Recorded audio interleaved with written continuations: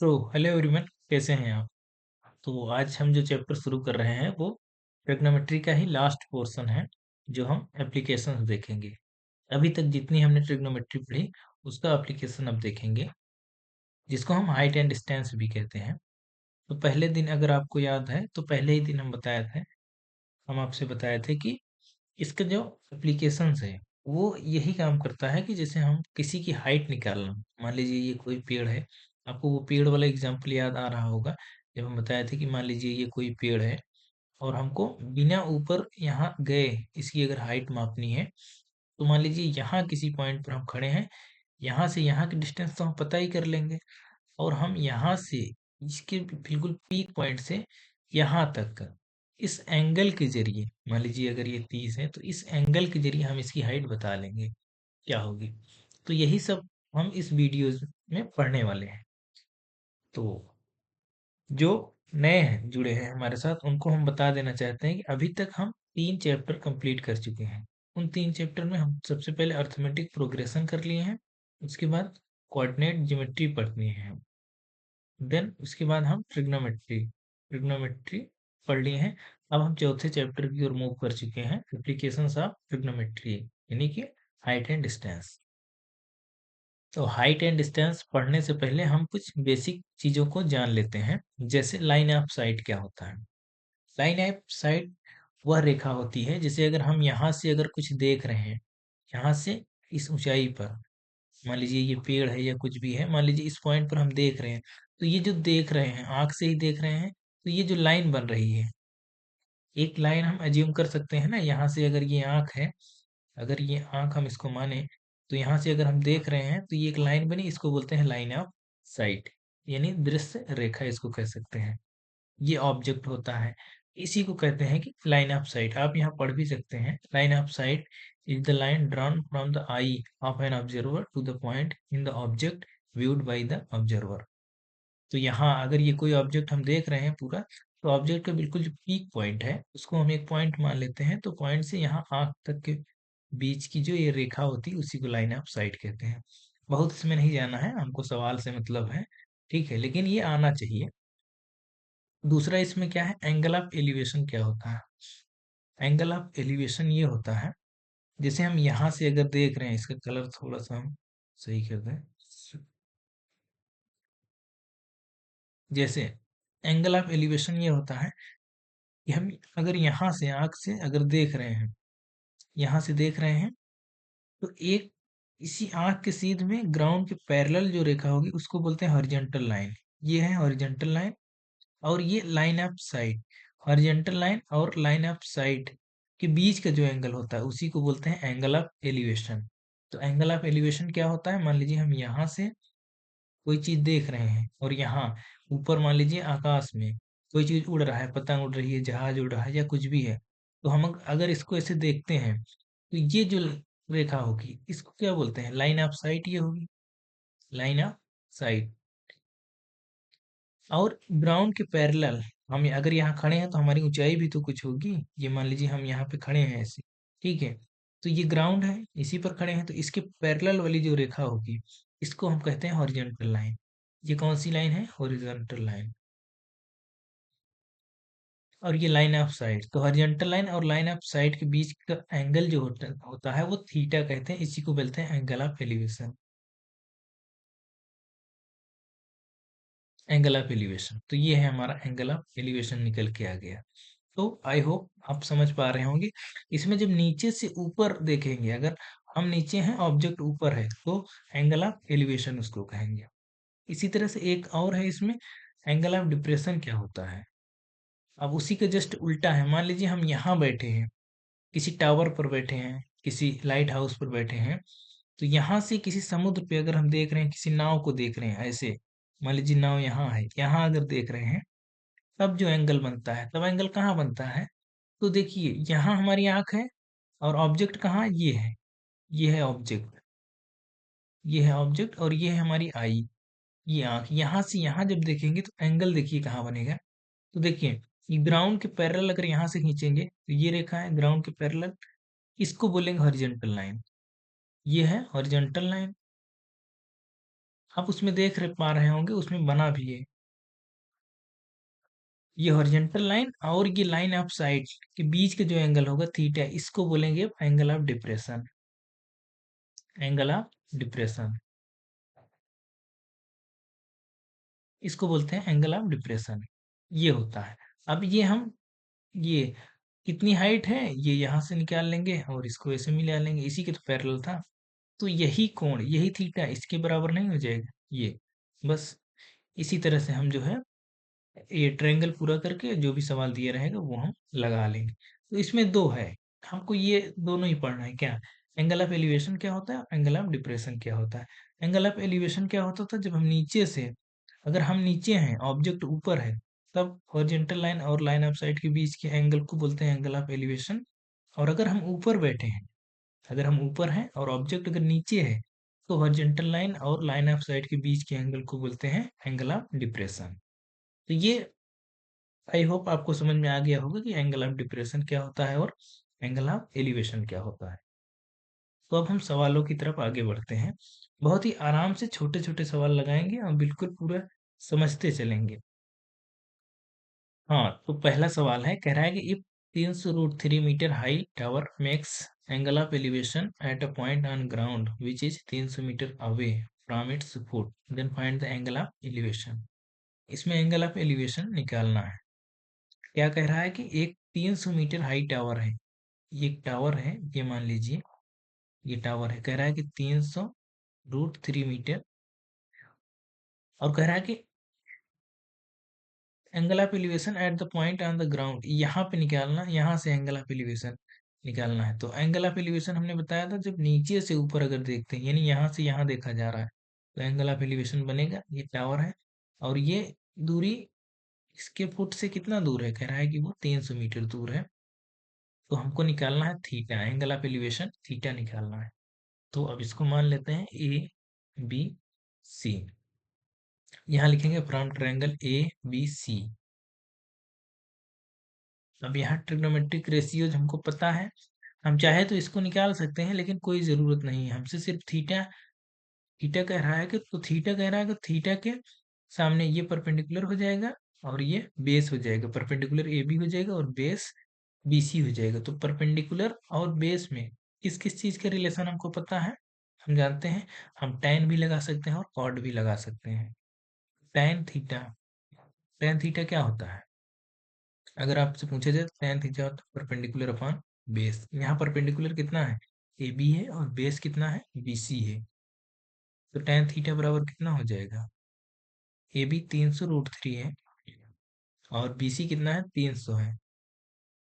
300 से 300 तो कट जाएगा, तो tan थीटा इक्वल टू कितना आया, tan थीटा इक्वल टू √3। अब √3 tan में किसकी वैल्यू होती है, आपको याद आ रहा होगा, पिछले क्लास में हमने सारी टेबल आपको बताया था, और खास करके सारे एंगल्स को हमने एक एक डिटेल में भी बताया था।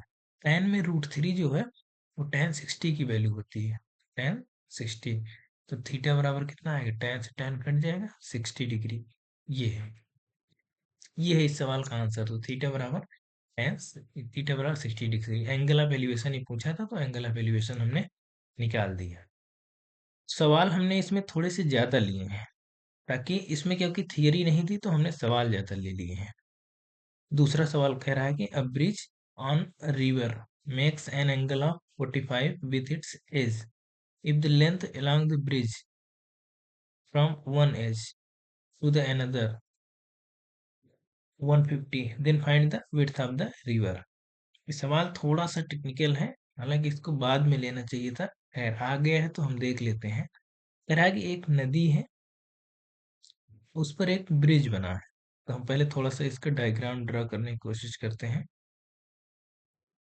ये मान लीजिए ये कोई ब्रिज है और ये नदी कोई बह रही है, हम ये मान के चलते हैं कि ये नदी है, ठीक है। ये इस पर कोई ब्रिज बना है। कह रहा है कि bridge reverse along a bridge on the river makes an angle of 45 with its edge। तो कह रहा है कि ब्रिज जो है, ब्रिज नदी के एज से, नदी के एज ये है, इस किनारे से 45 डिग्री का कोण बना रहा है किसी एक एज से। तो हम किसी को भी 45 मान सकते हैं, हम चाहे इसको भी मान सकते हैं, तो भी वही आएगा।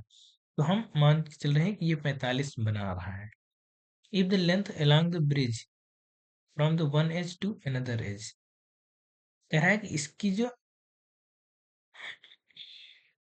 If the length along the bridge, तो कह रहा है कि 150 है length along the bridge from one edge to another edge. हाँ, तो ब्रिज की जो लेंथ है यहाँ से यहाँ तक, ये है 150, ये है 150 यहाँ से यहाँ तक।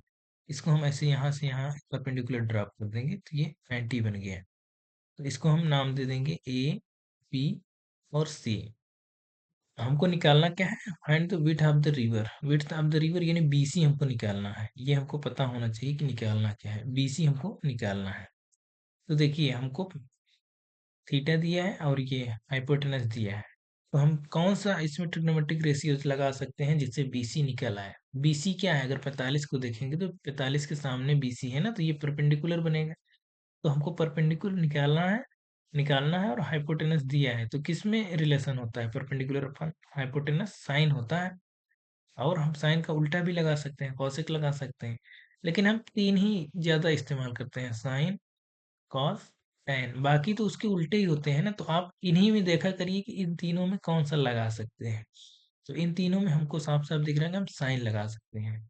तो यहाँ लिखेंगे from triangle A B C, sine 45। Sine 45 बराबर क्या होगा, बी सी बटे ए बी, यही होगा। तो साइन 45 की वैल्यू कितनी होती है, 1/√2। बी सी हमको निकालना है और ए बी कितना दिया है, ए बी दिया है 150। तो यहाँ से अगर बी सी निकालेंगे तो बी सी इक्वल टू कितना आएगा, 150/√2। इसको थोड़ा सा और सिंप्लीफाई करेंगे तो ये कितना आएगा, ऊपर से √2 से गुणा कर देंगे तो ये 2 हो जाएगा, 2 से यहाँ कटेगा तो 75 ये इसका आंसर है। और अगर √2 की वैल्यू अगर इसमें दिया होता, √2 इक्वल टू 1.414 होता है, अगर ये दिया होता तो हम यहाँ रख के इसको सॉल्व कर लेते। हालांकि ये आंसर फाइनल आंसर इसका माना जाएगा। आई होप आप लोग समझ पा रहे होंगे। ये सवाल थोड़ा सा इसका डायग्राम बनाना थोड़ा सा टेक्निकल था। अगर इसमें आप डायग्राम बना लेते हैं तब आप सवाल कर ले जाएंगे। अगर डायग्राम नहीं बना पा रहे हैं तब थोड़ी सी इसमें दिक्कत होगी। अगला सवाल कह रहा है कि a man in a boat rowing away from lighthouse. एक एक लाइन को ध्यान से पढ़ना है। कह रहा है कि a man in a boat, एक आदमी बोट में है, ठीक है। रोविंग अवे, अवे यानी दूर जा रहा है किससे, फ्रॉम लाइट हाउस, एक लाइट हाउस से दूर जा रहा है। मान लीजिए ये लाइट हाउस है।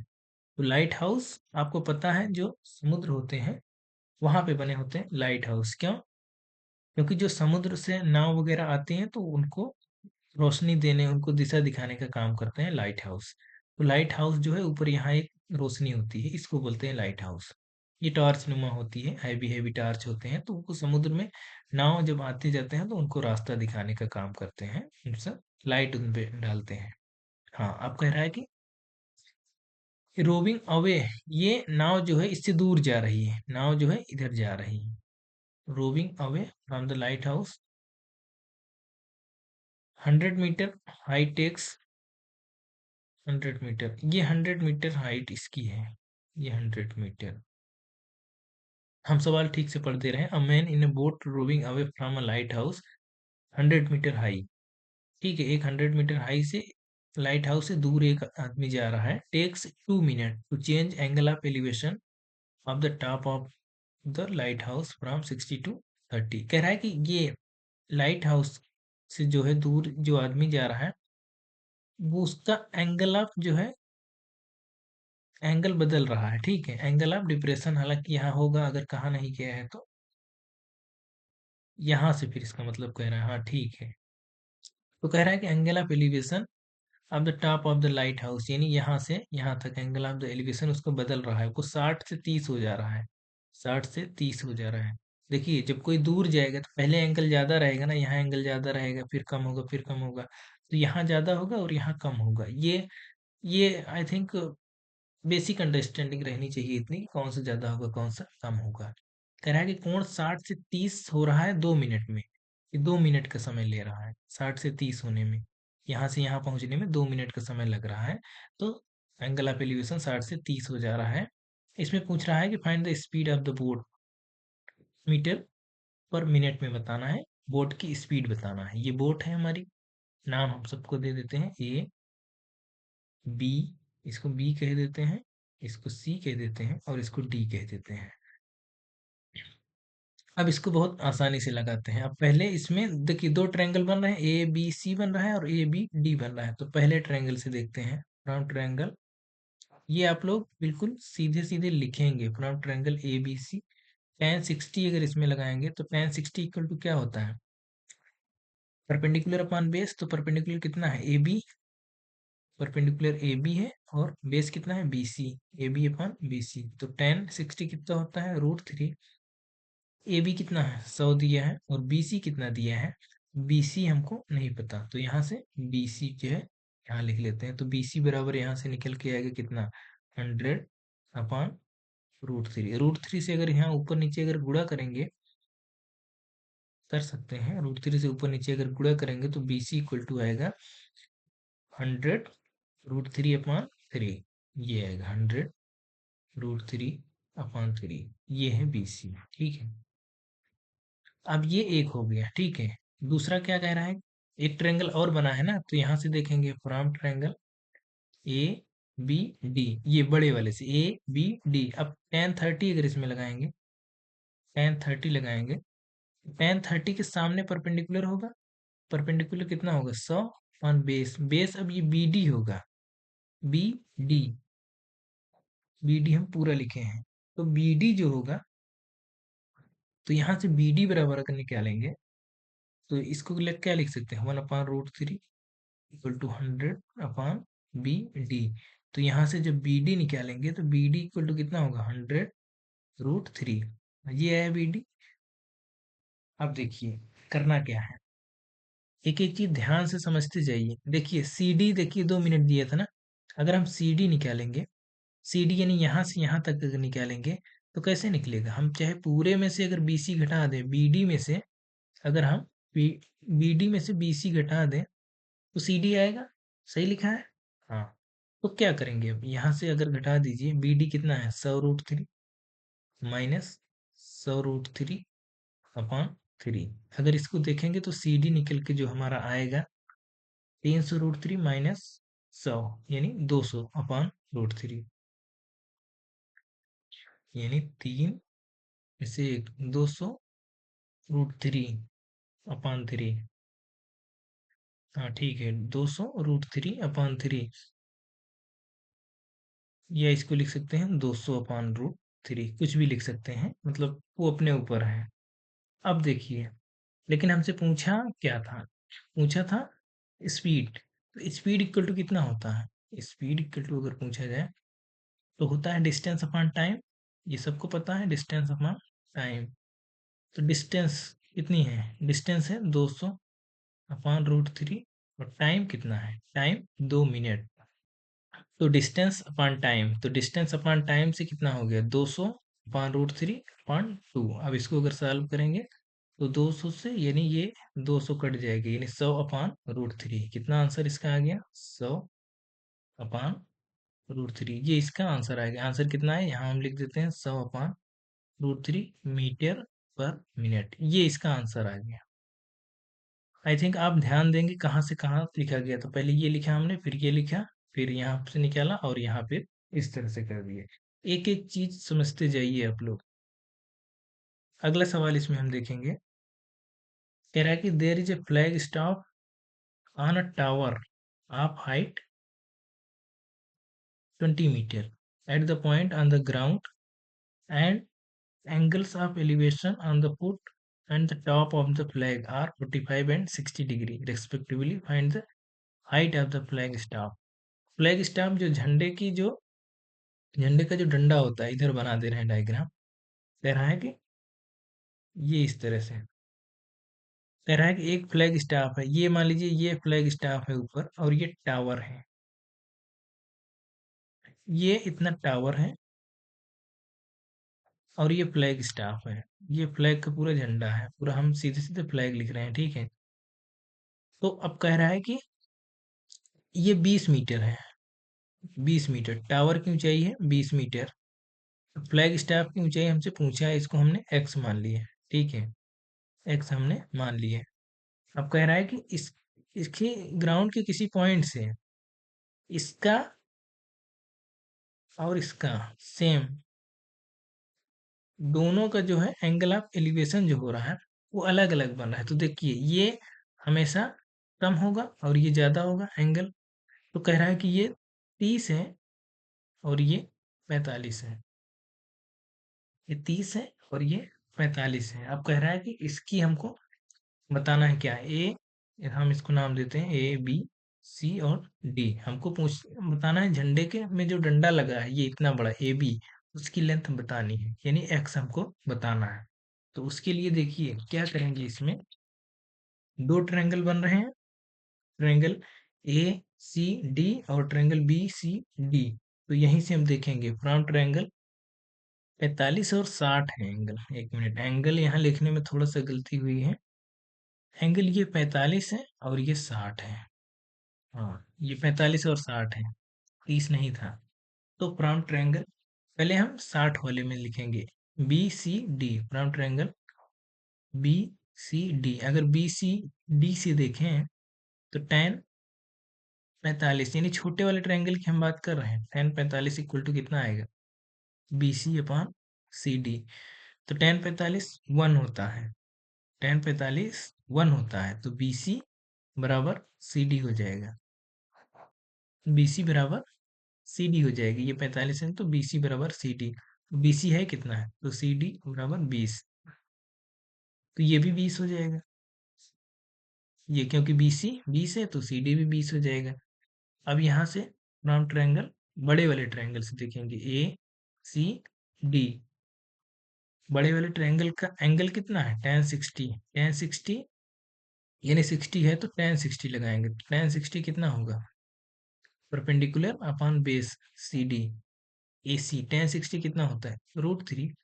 ए सी को अगर देखा जाए तो ए सी क्या है, A B plus B C है ना। इसको लिख सकते हैं A B plus B C upon C D कितना है, 20 है। तो √3 इक्वल टू ए बी कितना है, ए बी एक्स हमको निकालना है, बी सी कितना है, बी सी 20 है अपॉन 20। यहाँ से इसको हम सॉल्व कर लेंगे तो एक्स कितना निकल के आएगा, एक्स जो निकल के आएगा 20 √3 माइनस वहां कर देंगे तो 20 आएगा। ये आएगा आंसर। इसको ऐसे लिख सकते हैं, 20 √3 माइनस 1। इतना लिख के हम इसको छोड़ सकते हैं। और अगर √3 की वैल्यू अगर दिया रहेगा, √3 इक्वल टू 1.732 ऐसे करके अगर दिया रहेगा तब हम उसमें वैल्यू रखेंगे, नहीं तो इतना ही लिख के हम छोड़ देंगे, तो भी हमारा आंसर सही है।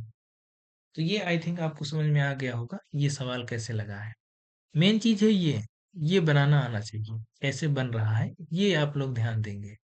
हाँ, तो अगला सवाल कह रहा है कि from a point on the ground the angle of elevation of a bottom and the top of the transmission tower fixed at the top of 20 metre high building.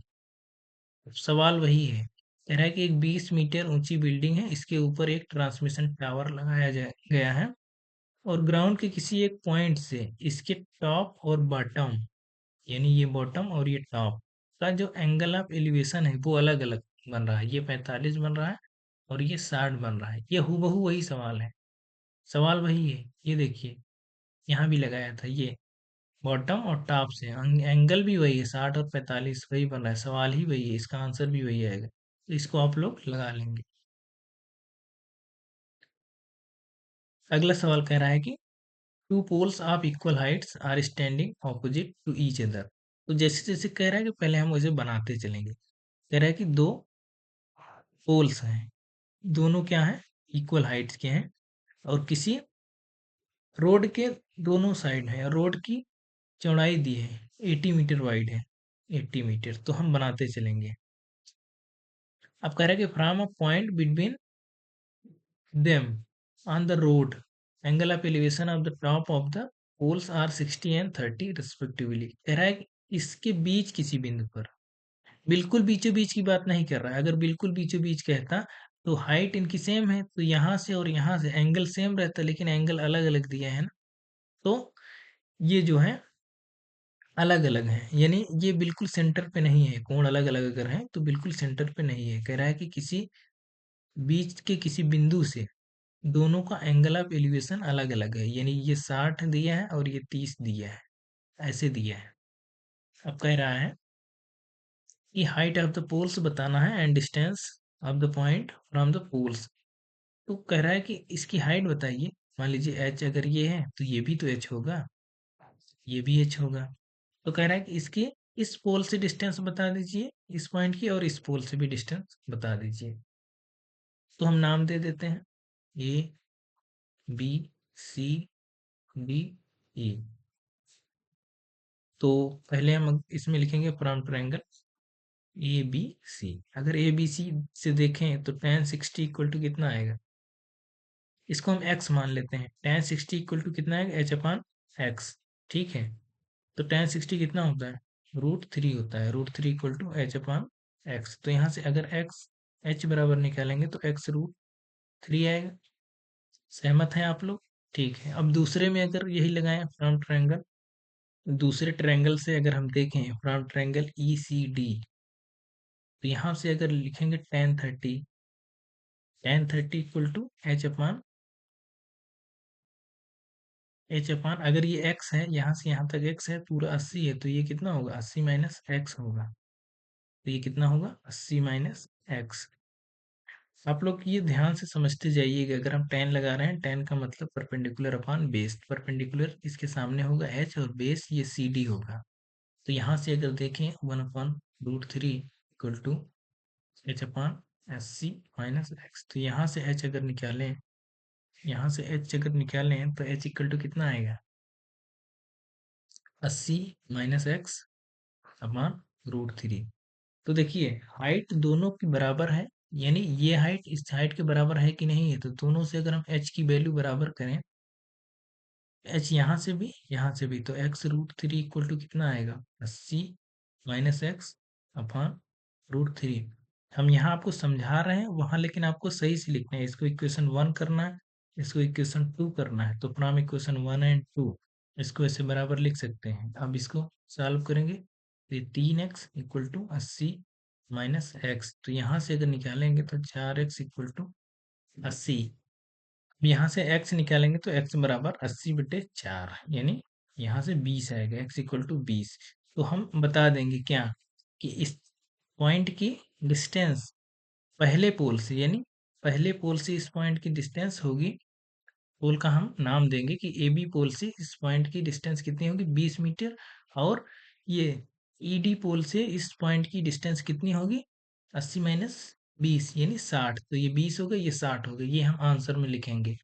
दूसरा इसमें पूछ रहा था कि पोल की हाइट बतानी है, ये ए बी की हाइट बतानी है, यानी एच बताना है। तो देखो एक्स आ गया ना, तो फ्रॉम इक्वेशन 1, फ्रॉम इक्वेशन 1, तो एच की वैल्यू अगर हम 1 में रखेंगे तो एच इक्वल टू कितना आएगा, 20√3। ये आ गया, तो एच भी आ गया और ये एक्स भी आ गया। तो दोनों चीज निकल गए, यानी दोनों पोल से उस पॉइंट की डिस्टेंस भी निकल के आ गई, इस पोल से भी, इस पोल से भी।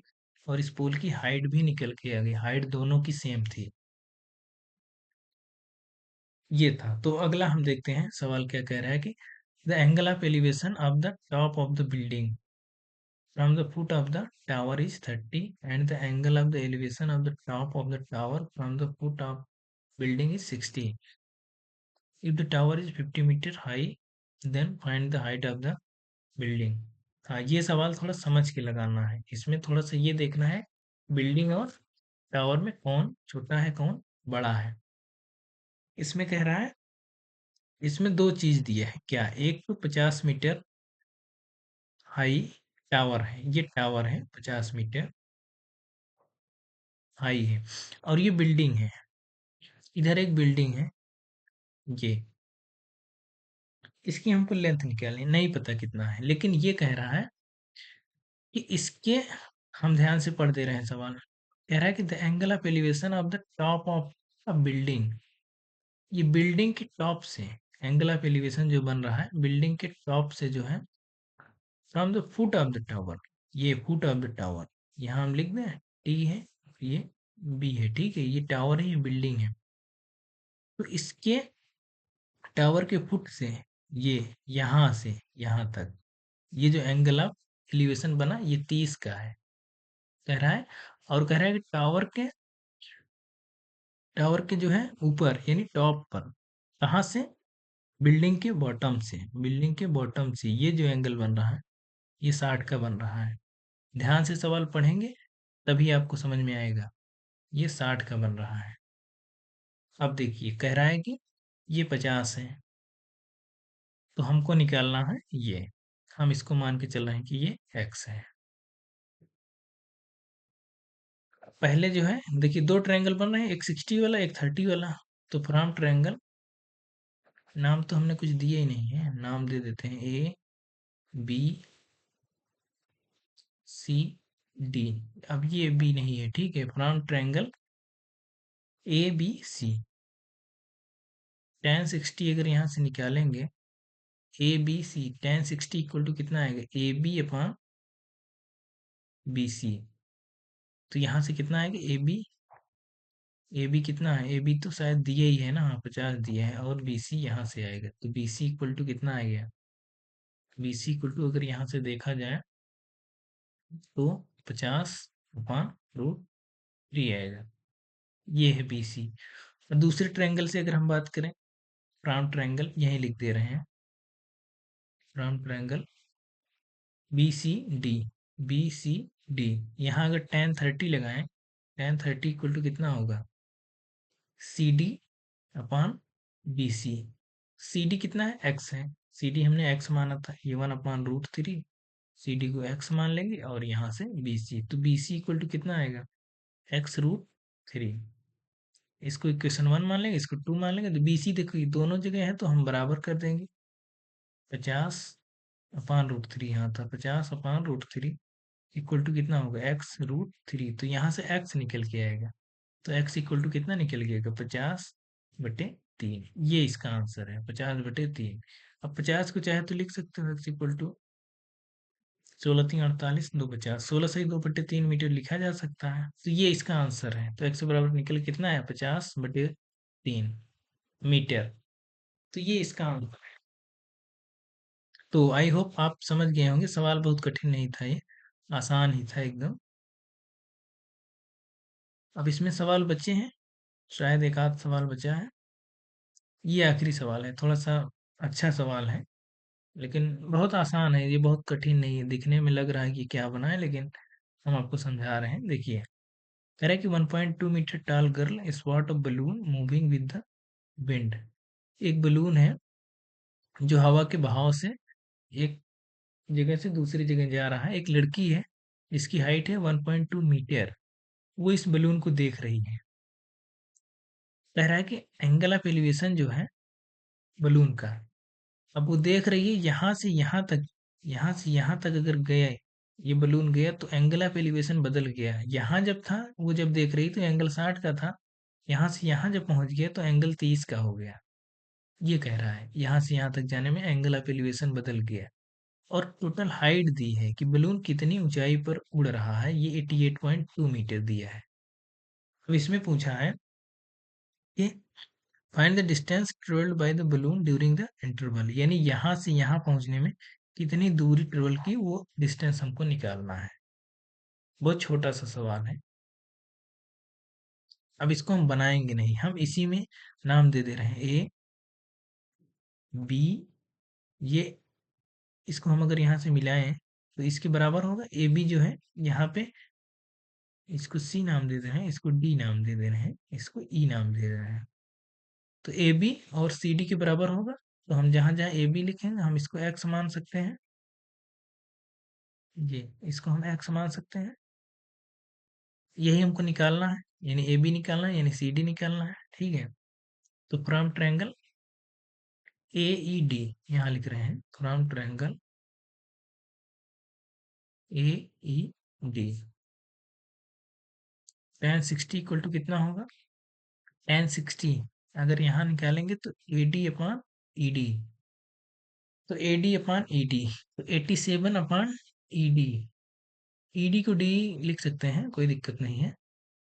तो ई डी हम लिख रहे हैं, ठीक है। तो यहाँ से अगर हम tan 60 की वैल्यू रखें तो √3 इक्वल टू 87 अपॉन, इसको डी कर देते हैं, ई डी डी, अजीब लग रहा है। तो डी इक्वल टू कितना आया, 87 अपॉन √3। ये यहाँ से हम इसको ये करेंगे। अब दूसरा ट्रायंगल देखते हैं, फ्रॉम ट्रायंगल। 30 वाला ट्रायंगल कौन सा है, E B C, E B C. तो यहाँ से tan 30 अगर लगाएंगे तो tan 30 इक्वल टू कितना आएगा, बी सी अपॉन ई सी। ई सी तो बी सी कितना है, 87, अभी देखे हैं। ई सी कितना है, ई सी। तो ई सी अगर आप ध्यान से देखेंगे तो ई सी यानी यहाँ से यहाँ तक, ई सी ये E D plus C D होता है, E D plus C D, यही तो है। ई डी कितना है अभी निकाले थे, और सी डी कितना है। तो अगर इसको हम सॉल्व करेंगे, इसको सॉल्व अगर कर सकते हैं तो 29√3 ये बनेगा। √3 से ऊपर नीचे अगर हम गुणा कर देंगे तो 29√3 बनेगा। तो tan 30 कितना होगा, 1/√3 इक्वल टू 87 अपॉन ईडी कितना है, ईडी अभी हमने निकाला कितना, ये निकाला डी 29√3 प्लस ये जो निकालना है सी डी तो निकालना है, इसी को एक्स माने था, एक्स। बस इसी को हल कर लेंगे, जो आएगा एक्स का आंसर वही हमारा फाइनल आंसर है। तो 29√3 प्लस एक्स इक्वल टू 87√3। तो एक्स इक्वल टू 87 में से अगर हम 29 घटाएंगे तो कितना आएगा, 58√3। ये इसका आंसर है, 58√3। तो बलून जो है हमारा ये इतनी डिस्टेंस ट्रेवल करेगा, कितना, 58√3। ये है यहाँ से यहाँ तक 58√3। ये इस वीडियो का लास्ट सवाल था। नहीं, लास्ट नहीं था, एक और है, देख लेते हैं, इसको भी देख लेते हैं। कह रहा है कि from the top of the tower of height 50 metre and angle of depression of the top and bottom of the pole are 30 and 35 respectively. Find the how far the pole is from the bottom to the tower. ये इसमें बहुत कठिन नहीं, आप चाहें तो खुद से भी लगा सकते हैं। कह रहा है कि from the top of the tower, कह रहा है कि एक टावर के टॉप से, ये है टावर, ये tower, from the top of the tower of height 50 metre, इसकी हाइट है 50 metre. Angle of depression of the top and bottom of the poles, किसी पोल के, ये कोई पोल है, इसी पोल के जो है ये टावर से इसके टॉप और बॉटम का एंगल ऑफ डिप्रेशन, यानी यहाँ पर बैठकर कोई देख रहा है तो एंगल ऑफ डिप्रेशन यानी यहाँ से यहाँ का और यहाँ से यहाँ का। थोड़ा सा डायग्राम इधर उधर हो गया है, आप समझ लेंगे। कह रहा है कि ये 30 है और ये 45 है। हमने बताया था ये यहाँ से लेंगे, ठीक है, ये इसके हॉरिजॉन्टल लाइन होती है, लेकिन ये 30 है तो ये इसके बराबर होगी ना, ये पैरेलल लाइन होती है, ये आपको पता है ना कि ये एंगल, अगर यहाँ से ये एंगल इसके बराबर होता है ना, तो वही हम यहाँ करते हैं, तो ये एंगल इसके बराबर होगा, और ये पूरा 45 है, तो ये यहाँ 45 आएगा। अब कह रहा है कि how far the pole is from the bottom of the tower, कह रहा है कि ये कितना दूर है यहाँ से यहाँ तक, यानी बॉटम जो है, टावर का बॉटम जो है, ये इसके पोल के बॉटम से कितना दूर है, ये निकालेंगे। और दूसरा कह रहा है कि हाइट ऑफ द पोल यानी ये निकालना, एच इसको हम अगर मान लें, इसमें हम सीधे लिख रहे हैं, कुछ डायग्राम में नाम नहीं देख रहे हैं, लेकिन हम आपको बता रहे हैं हम कैसे कर रहे हैं। तो पहले इस वाले ट्रायंगल में, 45 वाले में अगर हम लगाएं, राउंड ट्रायंगल, नाम लिख ही देते हैं, ए बी सी डी, यहाँ लिखेंगे फ्रॉम ट्रायंगल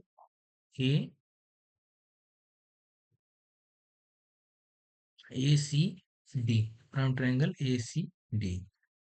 तो अगर tan 45 लगाएंगे तो tan 45 इक्वल टू कितना होगा, tan 45 यानी ए सी अपॉन सी डी। ए सी कितना दिया है, tan 45 1 होता है, ए सी कितना दिया है, ए सी दिया है 50 मीटर, सी डी कितना दिया है नहीं पता है, तो सी डी बराबर भी आएगा 50। तो ये निकल के आया 50।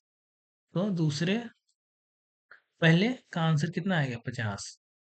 क्या कि दोनों के पोल और इसके टावर और पोल के फुट के बीच की दूरी 50 आई, यही।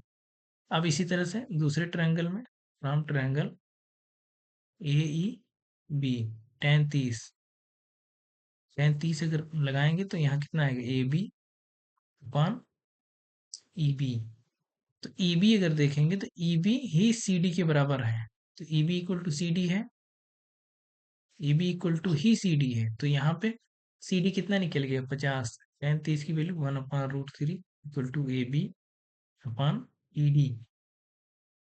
ई डी कितना है, 50 अभी निकल के आया। तो ए बी इक्वल टू कितना आया, ए बी इक्वल टू निकल के आया 50/√3। लेकिन दूसरे में पूछा क्या है, दूसरे में पूछा है हाइट ऑफ द पोल, यानी ये बताना है एच। अगर हमको एच निकालना है, यानी ये वाली यहाँ से यहाँ तक निकालना है, यहाँ से यहाँ तक निकालने के लिए पूरे में से, एसी में से हमको कितना निकालना है, ईडी निकालना है।